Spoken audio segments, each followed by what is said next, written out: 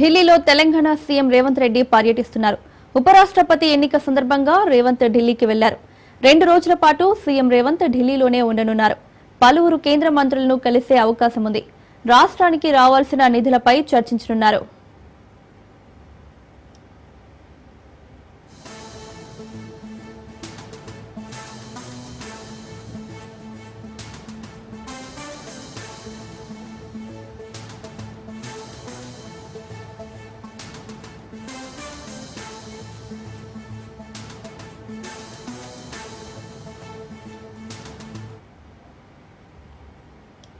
ఢిల్లీలో తెలంగాణ సీఎం రేవంత్ రెడ్డి పర్యటిస్తున్నారు.